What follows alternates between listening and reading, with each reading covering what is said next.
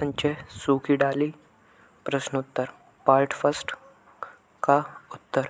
वक्ता इंदु तथा श्रोता बड़ी बहू है। कथन का आशय है कि बेला ने मिश्रानी को काम से निकाल दिया था और इंदु बेला को समझाने गई थी। खा उत्तर। इंदु दादा की पोती है। उसने प्राइमरी तक शिक्षा ग्रहण की है। वह बेला का बहुत मजाक बनाती है। का उत्तर। प्रस्तुत वाक्य बेला ने इंदु से कहा है। इस कथन से पता चलता है कि वह अपने बड़ों और छोटों का आदर नहीं करती। वह अभिमानी थी। खा उत्तर। बेला परिवार की सबसे छोटी बहू है। वह दूसरों की भावनाओं को नहीं समझती। वह परेश की पत्नी है। उसके पति नायब तहसीलदार हैं। सेकंड पार्ट का उत्तर। प्रयुक्त कथन इंदु ने कहा है। इंदु दादा मूलराज की पोती है। उसने प्राइमरी तक शिक्षा ग्रहण की है। खा उत्तर। उपर्युक्त कथन का संदर्भ है कि बेला मिश्रानी को काम पर नहीं रखना चाहती और इस बात पर इंदु और बेला लड़ने लगते हैं। का उत्तर। वक्ता ने अपने परिवार के बारे में कहा कि इस तरह की गंवार मिश्रानी उसके मायके में 2 घड़ी भी ना टिकती। खा रिपीटेड। थर्ड पार्ट का उत्तर। प्रस्तुत अवतरण सूखी डाली से लिया गया है। उपर्युक्त पंक्तियों में इंदु ने बड़ी बहू है। इसका संदर्भ है कि इंदु बेला की बुराई कर रही है। खा उत्तर। वह शब्द का प्रयोग बेला के लिए किया गया है। उसका मायका संपन्न और तौर तरीके वाला था। वहाँ की हर चीज़ बहुत अच्छी थी। का उत्तर। उसका मन ससुराल में इसलिए नहीं लगता क्योंकि वह आधुनिक विचारों वाली स्त्री थी। वह बाकी सभी से अधिक शिक्षित भी है, इसीलिए वह अपनी गृहस्थी अलग रखना चाहती थी। खा उत्तर। उसका मन ससुराल में इसलिए नहीं लगता क्योंकि वह आधुनिक विचारों वाली स्त्री थी। वह बाकी सभी से अधिक शिक्षित भी है, इसीलिए वह अपनी गृहस्थी अलग बसाना चाहती है। फोर्थ पार्ट का उत्तर। वक्ता छोटी भाभी और श्रोता इंदु और बड़ी बहू हैं। संदर्भ ये है कि बेला को राजू को काम से नहीं निकालना चाहिए था और इंदु से नहीं लड़ना था। खा उत्तर। वक्ता का आशय है कि अगर बेला सभी से ऐसा व्यवहार करेगी, किसी का आदर नहीं करेगी, तो फिर वह यहाँ कैसे रह पाएगी। का उत्तर। उपर्युक्त पंक्तियों में वक्ता अपने परिवार की मिलकर रहने की, बड़ों का आदर करने की, नौकरों पर दया और होठों को प्यार पर विशेषता का उल्लेख कर रहा है। खा उत्तर। वक्ता के चरित्र की प्रमुख विशेषताएं हैं कि वह बड़ों का आदर करती है, नौकरों पर दया करती है और अपने घर का रूखी को दूसरे की चुपड़ी से अच्छा समझती है। फिफ्थ पार्ट का उत्तर। उपर्युक्त वाक्य का संदर्भ है कि बेला अपने कमरे में पुराने फर्नीचर नहीं रखना चाहती है, इसीलिए वह इसकी शिकायत परेश से कर रही है। खा उत्तर। वक्ता परेश और श्रोता बेला हैं। परेश इसी कस्बे का नायब तहसीलदार है और बेला एक प्रतिष्ठित तथा संपन्न कुल की सुरक्षित लड़की है। का उत्तर। फर्नीचर के संबंध में परेश ने अपने कथन में उसके दादाजी, पिताजी और चाचा जी का उद्धृत किया गया है।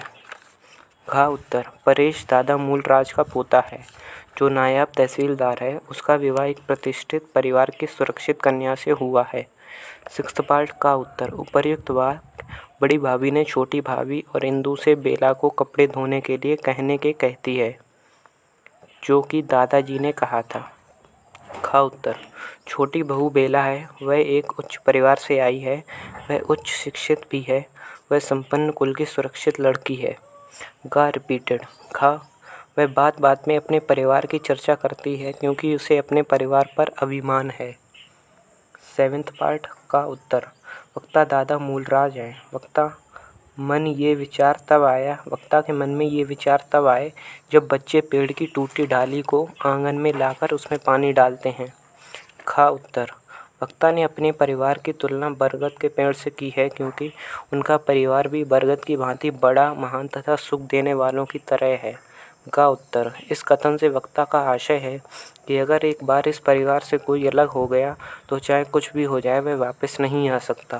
खा उत्तर। प्रयुक्त कथन सूखी डाली से लिया गया है। एकांकीकार ने संदेश दिया है कि अगर परिवार का मुखिया दूरदर्शी और बुद्धिमान हो तो भी परिवार के सदस्यों के विचारों एवं स्वभाव में भिन्नता होते हुए भी सब एकता की डोर से बंधे रहते हैं। एट्थ पार्ट का उत्तर। वक्ता दादा मूलराज हैं तथा श्रोता परेश हैं। दादा इस परिवार के मुखिया हैं तथा परेश नायब तहसीलदार है। इस कथन का संदर्भ है कि परेश खुद को परिवार से अलग करने की बात दादा से करता है और दादा उसे समझाते हैं। खा उत्तर। दादा परेश के दादा हैं तथा परेश उनका पोता है। उन्होंने परिवार को वट वृक्ष की भांति संजोकर रखा है। उन्हीं के नियंत्रण से परिवार एकजुट है। गा उत्तर।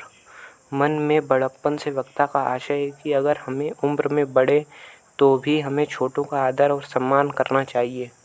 खा उत्तर। रिपीटेड। 9th पार्ट का उत्तर। वक्ता दादाजी हैं और श्रोता करमचंद है। कथन का संदर्भ है कि सभी को बेला से प्रेम से व्यवहार करना चाहिए। खा रिपीटेड। गा। वक्ता ने बड़प्पन के संबंध में कहा है कि ये हमारे मन में होना चाहिए। उन्होंने मधुरता के संबंध में कहा है कि हम महान तभी हैं जब हम खुद से दूसरों को सुख दे सकें। खा रिपीटेड। 10th पार्ट का उत्तर।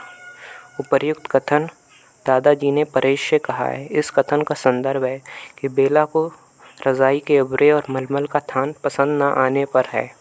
खा उत्तर। रज़ाई के अब्रे और मलमल के थान के अलावा बहू को कुर्सियाँ और फर्नीचर पसंद नहीं आए। गा उत्तर। ताऊ शब्द का प्रयोग करमचंद के लिए किया गया है।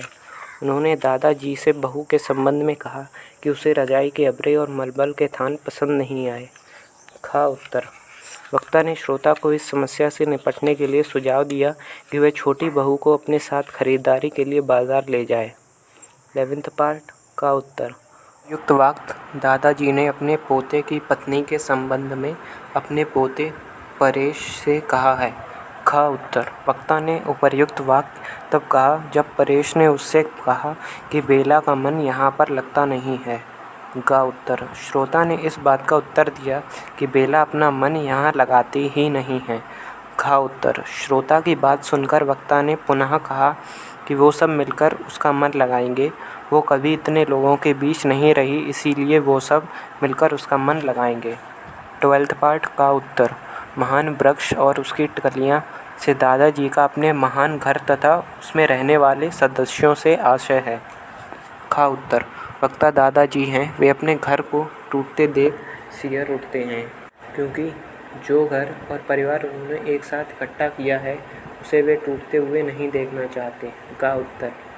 वक्ता ने अपने परिवार को एकजुट रखने के लिए सभी से कहा कि कोई बेला से काम नहीं करवाएगा और कोई उसे परेशान भी नहीं करेगा। उन्होंने परेश से उसे बाजार से खरीदारी करने को भी कहा। खा रिपीटेड। 13th पार्ट का उत्तर। प्रमुख प्रस्तुत कथन का वक्ता दादाजी हैं। ये वाक्य छोटी बहू के लिए कहा गया है क्योंकि वह अत्यधिक पढ़ी हुई तथा ज्ञानी है। खा रिपीटेड। गा।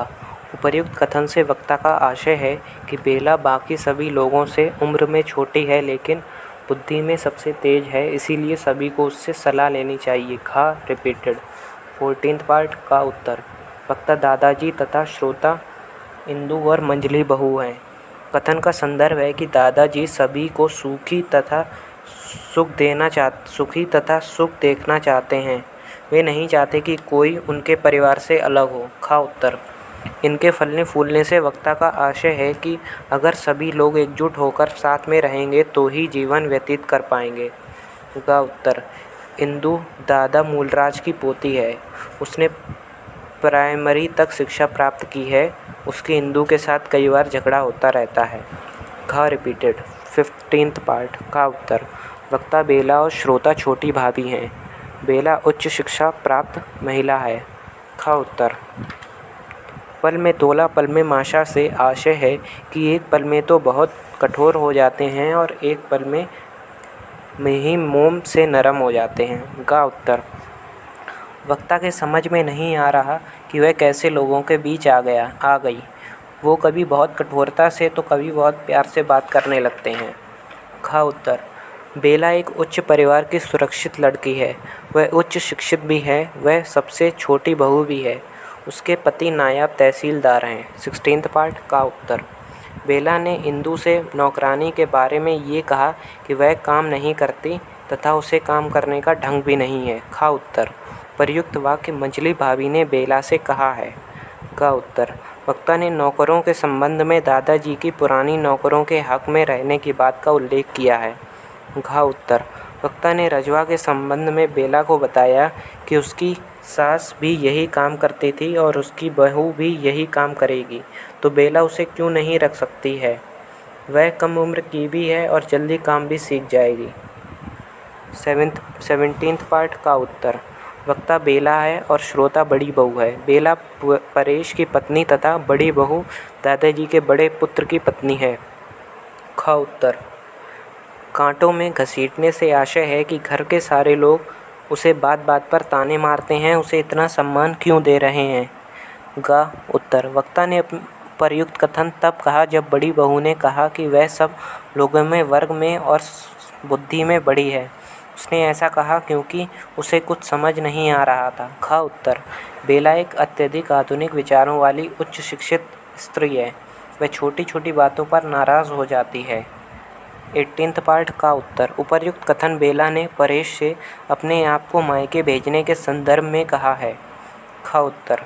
वक्ता से कोई भी बात नहीं करता था, उसके सामने कोई भी हंसता नहीं था। सब उससे डरते थे और ऐसे व्यवहार करते थे जैसे वह मेहमान हो।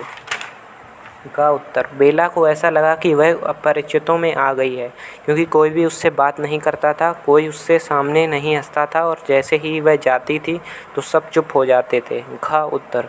वक्ता की बात सुनकर श्रोता ने उत्तर दिया कि जब तुम्हें आदर नहीं मिलता था तब तुम्हें शिकायत थी, पर अब तुम्हें सब आदर करते हैं तब भी तुम्हें शिकायत है। धन्यवाद।